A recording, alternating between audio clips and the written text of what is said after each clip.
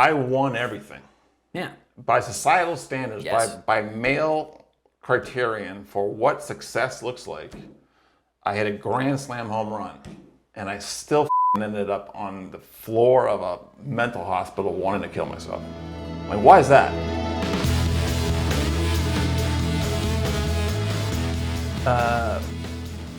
How old are you? 58. Okay, I'm 36. Good. And so, Bro. I don't even know what the definition is for Gen X versus Millennial. I think it's like 80 something, but we know that's what we are. All right. Have you always kind of been like into those labels? No. Yeah, you dismiss them. Correct. Very Gen X of you. So, I mean, what was your definition of manhood when you were a teenager? I grew up in the 70s. Yeah, okay. And graduated high school 82. Okay. And so the 70s were a crazy time. I mean, they were nuts. Yeah. It was like, and I also grew up with very like hippie parents. So I grew up in Amherst, Massachusetts, and my dad was a professor, but my parents were like protesting the Vietnam War. They were smoking pot. There was like, I lived in like a pseudo commune. My dad took me with him to go get arrested at an Air Force base when I was like 8 or 9. And this was about Vietnam? Correct. Yeah. And so like I was in a prison cell with my dad. As a child? Discussing with him how I was going to plead. And what was the appropriate civil disobedience plea? Like, you know, if you're a hard line, you want to plead not guilty and go to trial. 100%. Well, yeah, because like you're why would you right? acquiesce? But the problem was I really thought about it very hard. And then when we went out into the courtroom, the judge started laughing at me, which I found I was very upset about. He was not taking me seriously. Well, I mean, he said to the bailiff, "This one's a bit young." Well, I mean, that's true. But also, I mean, at any age, I feel like guys, that's like the least favorite thing, getting laughed at. Was your dad kind of your main, I'm guessing for a lot of people, their dads are their main role model for masculinity, but like, was he that for you? Was it relatives? Was it movies and TV? Like, what do you think had the biggest influence on the way that you... I was an athlete, so like, I definitely idolized sports athletes. Like who? Like I was definitely into mainline sports, but I was also into like Olympic sports. I was very into the Olympics. So Mark Spitz and this guy, Dave Waddle. He was the guy who like wore this baseball cap in the Olympics in the 800 meters. He started dead last. Mm-hmm. And like out of nowhere, he would like put on this kick and win the gold medal. Was he the one with the little hat? Yeah. And so you're looking at these guys though, it's like, okay, athletics, accomplishment there, clearly that's masculinity. But like within your friend groups, within your like communities, what did that look like as a teenager? I had no friends as a teenager. You had no friends? No. Like just I was a complete outsider. Like I did not feel comfortable in my own skin. Yeah. It was more like as I came into my adolescence and into my teenage years, like the whole thing scared me. Mm. And like definitely the whole sex thing scared me.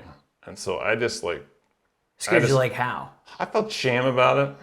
I felt just uncomfortable in my own skin. And so I just kind of took off. And I literally like took off. I like would go on like 20-mile runs into the mountains and like not come back. On like a weekend or a weeknight? Every day. Just every day. It's interesting. So like what in your mind, the only way to cope with all of these feelings was to shut it down and go away. Yeah. And there's no one to talk to about it. What was the moment that you kind of realized that maybe something was wrong with the way you were functioning as a man? I never felt I was functioning right. I always hated myself. I always felt like that I was not a man. Mm. So like I'm 58 until like probably 2 years ago, I didn't like feel okay about my manhood. And what was the moment? When I felt okay about my manhood? When you did feel okay. Was there an impetus? Was there like a moment, or was it like over a period? Well, I spent most of my life chasing money. Mm. And ultimately that led me to the insane asylum. And I came out suicidal, and I came out of the insane asylum, and I spent 3 years like intensively working on myself through any means possible. Yeah. Like I did fucking ECT, I had a psychiatrist, I'm still on plenty of meds, I have a therapist, I do a lot of, intense work in recovery, sobriety. And, through all that, particularly the work of recovery and making amends with the people that I fucked over along the way, I got to the point where I was like, I'm actually a decent dude. Right. Oh, yeah. I mean, the system worked, you're basically saying. Yeah, I felt like I got to the point where inside I actually felt good about myself. And like all the mess of life, like every time I make a mistake, what other people think of me, the good, the bad, and the ugly, it's all out there. Yeah. And like I have to like deal with it, but none of that touches this. And that came through making amends and doing the work. You can't make amends until you have like very deep self-knowledge. And the idea of making amends is, going to somebody and saying like not what they did and not making excuses, but, having deep self-knowledge, these are the ways that I hurt you. Yeah. And, not only am I sorry, but I'm going to amend my behavior. If I stole money from you, I'm going to pay it back. And then at the end of the process, you say like, what I leave out, like, what didn't I, what haven't I made amends for that, because I'm an addict. So like half the time I was in the bag and I didn't remember it. Right. And I'm a, pathological liar. So like, that's actually the interesting part.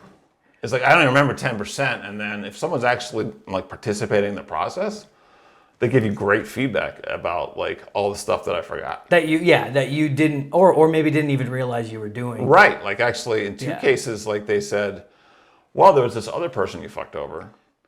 And like, I remembered it when they told me, but I didn't remember it in real life. And so then I had to go make amends to them. Yeah. And those two people wouldn't even talk to me. Like I had to track them down, email them. One of them said, I don't forgive you, but I hear what you're saying. The other one took like 6 months.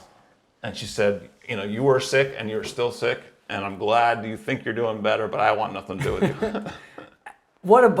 Lovely. Right, yeah, Great. Well, if I were her, I would say the same thing. Based on what I did to her. Exactly. I mean, they don't owe you anything. In terms of recovery, what we talk about is, having a spiritual awakening. So up until that point, like I'd had spiritual experiences where like I thought, something crazy was going on, but it didn't last. But when I started to like make those amends and like, when I went into the room, I still hated those people. I still thought that it was their fault. And then when I was in the room and I was well prepared and I started talking about what I had done. Yeah. Like it flipped. And like, I felt total compassion for them because I had screwed them over. Yeah. And like, I left those rooms like loving these people, and I don't know how that happened other than, some spirit. You're just open and going into I'm guessing every scenario, like, I just want to fix it. I got to be of service to myself. And so like you dig in and that's bravery. Like, what is that feeling when you're constantly going through that? It's definitely like spiritual courage. Like, yeah. I did it like 25 times and every single time I wanted to throw up beforehand. The thing I was going to say is like the cumulative effect of that is that not only do I now, love people that I used to hate, like I had a horrible divorce and like I, demonized my ex-wife for 20 years and like now we're best friends. Like right. It's crazy. Well, but crazy. But what was that turnover? I mean, because I made amends to her. Right. I said like I was married to you and I was a horrible husband. Yeah. I tortured the poor woman, and like I demonized her, and it turns out like she's a chaplain in a children's hospital. Seriously. Demonized like how? Like in your mind or to other people? Like what? Everything. Can you just extrapolate a little bit on that so that people can understand? Well, we were just like, we got divorced when our kids were really little, and there was constant visitation issues, and she took out a restraining order on me, justifiably so. And you were just like, she's crazy. She's the problem. Correct. I can't believe she's doing this to me. Correct. And you had you had total blinders on to anything that you were doing to cause her to act like that. Right. Is that kind of what you're saying? Right. And so like, what I was going to say is like the cumulative effect of that is that you're taking this shame and guilt that's in the back of your head and you're bringing it to the front of your head. Yeah. And so like the cumulative effect of that is you forgive yourself. Yes. The cumulative effect of that is that's how I get that self-esteem is like, I did some really bad shit and I made amends for it. And like, I'm changing my behavior based on that. Like it kind of gives you guardrails for life. Yeah. Because like the people that you screwed over, you said like, I'm actually going to treat you with loving kindness going forward. And so like, if I try to like, start to stray off that path and say, oh, well, this person, is kind of an asshole and I'm going to be rude to them. Or I'm going to isolate at this social gathering and sit in the corner and like judge people. I'd say, well, I actually made a commitment that I'm not going to do that. And so I can't. I'll be breaking my word. And so it kind of gives you guardrails going forward. You said before that you were all about like money. Like let's talk about our 20s, right? I'm 36. It's I'm done with the 20s, and that is definitely, I feel like, the time when a lot of guys are developing and strengthening their ideas of what masculinity is. So what were you after? What were you thinking about? And what were your views on women in your 20s? At 28, I became CFO of a very large company. Very young. That's very young. Yeah. I took the company. It was a 176-year-old private company. I took it public and sold it for $2 billion. Right after that, I invested in a company that was part of like the internet bubble and like maxed it out 500 times our money. Wow. So like by the time I was in my early 30s, I was very wealthy. Yeah. And so like that's how I measure myself. And I started a venture capital fund, ran the venture capital fund for over a decade, then was a private investor until I went nuts and like realized that was all bullshit. Mm-hmm. Right, but in your 20s, it was like money's the goal. I was a big swing dick, and you got there. And so what happened there was my behavior was so bad. At the very same time, while I was taking that company public, and the very week that I announced the sale of the business, my wife at the time, who I had a baby son and a 2-year-old daughter, threw me out of the house and said, like, I'm done with you. I didn't get sober right then, but she said, like, if you want to see these kids again, you're going to need to get sober because you're a drunk. And so that was September 96, December 28th of 96 when I got sober. And I've been sober since. It's such a consistent thing I've seen, and it is an unfortunate reality of modern gender roles that so often men's metamorphosis and men's change is instigated by the women in our lives. Everyone in my personal life knew like what a son of a bitch I was. Yeah. But it didn't touch my professional life, and so the money addiction stayed. Well, because and so like that's what ultimately took me to insanity. Right. Because like greed is a horrible thing. Like it feeds on itself, and so is risk. I mean, I was just I was a very big risk taker, and even though I had tons of money, I continued to take risks I didn't need to. Yeah. And so ultimately, I felt I was impervious to it, and then at a certain point, I was like, shit, I've taken so many risks. I had a lot of money, and it could all disappear, and this is a house of cards financially, and that's what set off the panic attacks and the insanity. There's a real risk that I'm going to end up on the street in my own mind, which wasn't true, but that's what, and therefore I need to kill myself. And getting to that point, of course, I'm going to guess, do you have anybody you could talk to about it? Did you feel comfortable, opening up? So I had been in recovery, but Sure. I had drifted. Sure. So like the beginning, like after when I first got sober, I had a lot of guys I could talk to, but because of my success, like at that point I was pretty humble because like I'd been through a lot of, I was a bad guy.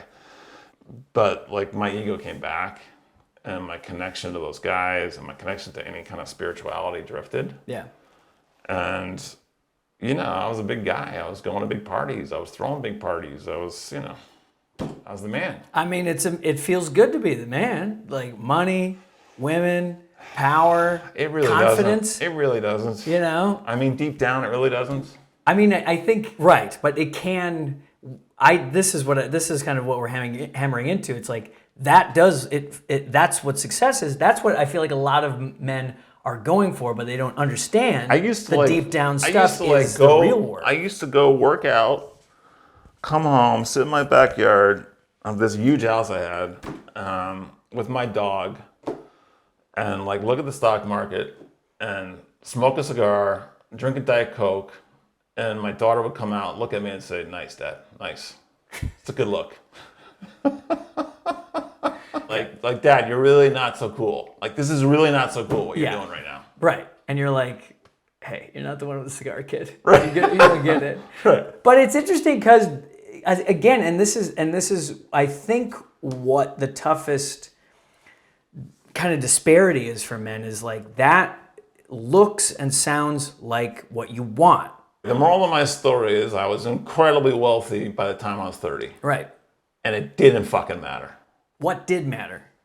At that point? Well, what if you were to go back and pinpoint what was the issue that was underlying that you weren't addressing? I hated myself and I didn't really know what to do about it. I was doing anything I possibly could to try and fill that hole and it didn't work. Yeah. Like I would do some deal where I made $1 million personally and I would have the adrenaline of it. And then 30 seconds later, I'd be like, okay, where's the next deal? Yeah. Like it did nothing. Right. It didn't fill me up at all. Well, because it's not, I would take, my guess would be it's not really empowering because you're only helping yourself to a certain degree. So to me, the greatest fallacy of our society right now is that the billionaires win. Right. It's like we all look up to like, Steve Jobs and Bill Gates and Donald Trump. And like, that's bullshit. Mm-hmm. They're fucking miserable. Hey, you need to make enough money in order to support yourself. And so the research is like, from poverty to some relatively low threshold where you're able to pay your bills, happiness is correlated with money. But anything beyond that, it's flat to negative correlation. I mean, I agree with that. I'm just always trying to pose like men at that level, men who've been at your level, and that's why I really give you a lot of props for this. Like you have had the things that guys think they want, and you're really saying, brother, no. Because Jeff Bezos is never going to open up and be vulnerable about how he's a shit show. Jeff Bezos is a shit show. He's never going to say. And so is Bill Gates. They're never going to say, talk to both their ex-wives, Yeah, and they're hypocrites, and it's. But then you follow the trail, right? This is the thing. Ego gets you nowhere. And like, that's the problem with wealth, is it feeds the ego. You only get to the stuff inside through humility. Well, it's humility, and I also think it's service. That gets you 100%. Everywhere. Love and service. That's what makes us happy. Money and material shit is not on the table. It's a false god. And love is also self-love, not just being in love. 100%. But loving yourself, and that's another thing that men have. It's doing the work to get to the point where you actually, not just like bullshit, but like deep down inside, you feel like you're actually a decent, good human being. You're not a piece of shit. And you can get there by just doing real work that you feel good about. 100%. And like, it's hard to find that sometimes, but it's the easiest way is to just pick some sort of a service and do it for people. Like for me, what happened, the further, after I had done all this kind of work on myself to get to the point where, I had made amends and like cleaned up my mess. The next step was like to realize that like my actual calling in my life is not to like make a bunch of money. It's actually to help somebody else. Yeah. And so like the way that started was, I'm a recovering alcoholic, so it was helping men get sober. And so like the most amazing thing that has ever happened in my life is watching a guy who like has completely destroyed himself and is like dead in the eyes because he's so miserable in his alcoholism. And then I'm not doing anything. I'm just purely a witness. But like by, kind of following instructions and showing up every day and trying to get better, like that guy comes back to life and there's like light in his eyes and he's like, wow, like I have hope now and like I can actually experience joy again. Like that transformation, that miracle, like makes me feel 1,000 times happier than any fucking deal I ever did. How do they start with you? Do they reach out for help? Does someone refer them to you? Like that? What? Because So it's basically I love like, that story, but like I'm always about the how. Guys need that how. So I mean, we started during COVID. We started a very successful recovery meeting online on Zoom.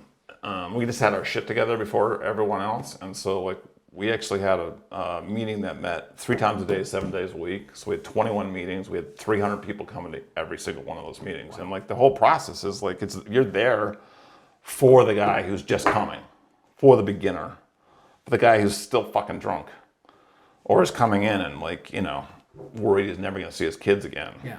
Whatever it is. And so you just offer to help them. And then, so I have a whole group of guys that I've helped, and with addiction you can't ever force another person to get sober. So like I have a portfolio of guys, like some of them go out and use again, some of them like are sober but they don't really do the work, some of them really want to do the work, and some of them go out and come back. Yeah. Are they all of a certain age? Is it a span of whatever age? Like, who are these guys that you're working with mostly? 30 to 70. 30s, okay. Addiction's blind, so Yeah. all sexual preference, all socioeconomic levels. And if it's on Zoom, it can be all over the country. Do you see, just because we're kind of talking about generation and age, how that pertains to like the view of masculinity. Do you see stark contrast between the older guys and the much younger guys as far as how they approach the work on themselves? Or everyone is kind of varying levels of ready and able? It's never too late. It's never too soon. Right. But a lot of guys want to go out and do research by drinking more. Research as in like maybe it's not like they do some work and then they go back out and they're like, well, maybe it's not so bad. Maybe I can keep doing this. Correct. How does that work out? Never well. Never well, yeah. But it can create willingness. What you want, because they fail again and then what you want is someone to be at the point of surrender. Yes. To say like, I'm done. Do you think guys feel entitled in a way where they shouldn't have to do the work? Because I feel like that's something I've run up against a little bit, where it's like, I've already done all this work. Life is so hard. Why do I need to do more work? Well, as long as you feel like a victim in life, you're not going to do the work. But I think addiction is kind of in a way, it kind of is like the problem with men on steroids, right? It's like, it just accelerates everything. Yeah. Because it becomes a truly life or death situation. Talk about that a little bit. What do you mean it's masculine on steroids? Well, I think the issue fundamentally for men is loneliness. And I think that as an alcoholic, the disease of alcohol or drug addiction or gambling or sex addiction or whatever the hell it is, the disease wants you alone and dead. If you are alone, you're not going to stop drinking or using opioids or whatever the fuck it is, and you're going to die. We talk a lot that there's really only two choices. When you're a hardcore, addict of any kind, which is go on to the bitter end and die, or accept help. And for men, accepting help is so hard. What's interesting about asking for help is, I think sometimes men feel as though they're dying by doing it because it is it's the biggest sign of weakness. That's the great paradox, which is that in surrender, there's the most strength, right?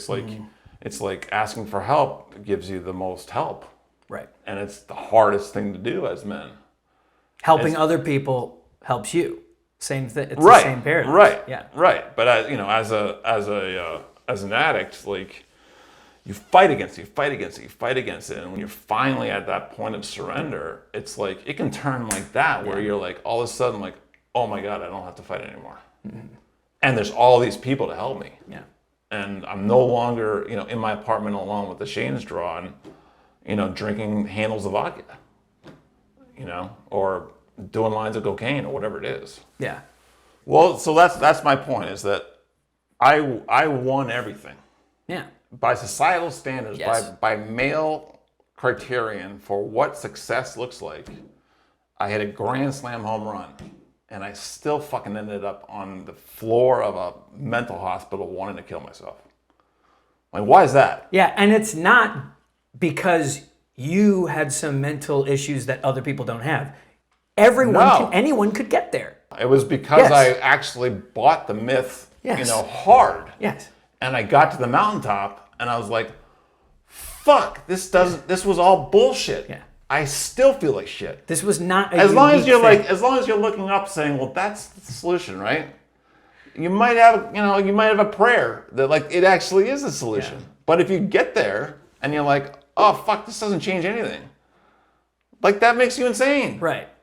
But the important part, even on top of that, is that you don't go nihilistic after that. You go, no, there is something else there that will make it all better. You will lead a more fruitful life if you do some of these things in these ancient practices: service, self-love, and community. So, in your opinion, like, what are the things that can be done to help this? And I know one of those is, men's groups. And so I would love to hear about your take on that and kind of the specific type of men's group that you're involved in. One really cool thing that I only discovered relatively recently is this thing called F3.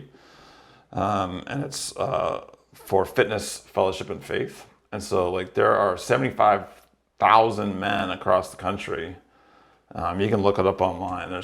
I'm sure there's one, near you, no matter where you are. And there are 75,000 men meeting in small groups of 20 or less to work out and then have fellowship and have, like, non-denominational faith. It's, like, so cool. I can't recommend it enough. Well, what do you guys do? Like, what is? So we do a workout. I mean, it's you can, like, make it as hard or as easy as you want. But honestly, that's like the. Are you with a crew guy who kind of kick it up a little bit? No. I mean, I'm old. I mean, there's generally younger guys there. Okay. And then, there's a circle where we go around and, like, talk about whatever the hell's on our mind. And, then there's, like, a, prayer or whatever you want at the end. And then we all just go out for coffee. And the coffee is the best part. Right. Like, because we just hang out and, like, talk about real stuff. Well, yeah, and I'm sure there's maybe seeds of stuff that was planted in the circle or whatever. And then now everything's relaxed. There's not any pomp and circumstance to it. And you're just able to. And it's all based on this idea that we can... that sure, like, toxic masculinity is a real thing, but we can have a positive masculinity as well. And, like, that's what it's focused on. It's like, it's okay to be, like, a real guy and have real issues and be, have it be a good thing. Right. And, like, kind of glory in it and, like, be together in it. I'm like, we're guys. We're going to hang out and be guys. It's men's liberation. It's men's liberation, right? We've had women's liberation. And, like, it doesn't, like, the crazy thing is, like, whether you're Democratic or Republican, whatever, like, we're all suffering. Yeah. And these guys are, like, right on it. Like, they, they're really on the, they call it mental battle, and it's mental health awareness. Like, they talk about it constantly, and, like, they have 75,000 guys. So they have guys who they've lost. And they're like, our goal this year is, like, not to lose anyone, in our tribe. Yeah. By, working together and talking to each other. So they're really on the issues. So we have this men's group that meets every Sunday night on Zoom, and we bring in, like, great speakers, and everyone's invited to that. And I write about all this stuff on Substack, so it's another place to, be part. You're very prolific. Yeah, on Substack. every morning at 6 a.m. I publish on Substack under Thomas Matlack, and that's just a very kind of alive community of men. Yeah, no, I'm so grateful to be connected with you about this stuff, because it's your story is so engaging to me, because you hit the grand slam. all of the aspirations that we as men, what we're working for, right? And why we bury everything that we do and why we grit through the pain is because we think we're getting there. And that's what matters most. It's a lie. I mean, you need to support yourself. You need to feed your family. You need to have a place to live. You know, you need to like work till you're comfortable. But like money, the goal of money in itself is a false god and will fuck you up. And it's beautiful too because you are not unique in knowing that you can go to that place. Anybody can figure that out. Anybody can go there and be that my whole thing is you don't have to go through the fucking misery that I went through. Exactly. Right. You don't need to like, pivot now, guys. Right. Like don't end up in a mental hospital with a freaking, thinking about putting a gun to your head. Like that's bad shit. Believe me, it's like the most pain I've ever been in my life. And it's because I bought that bullshit. And like, ultimately I realized it wasn't true. And then I was like, what the fuck do I do now? Yeah. Well, you're doing it. Yeah. Tom, thank you so much. All right, brother. Dude. All right. This is perfect.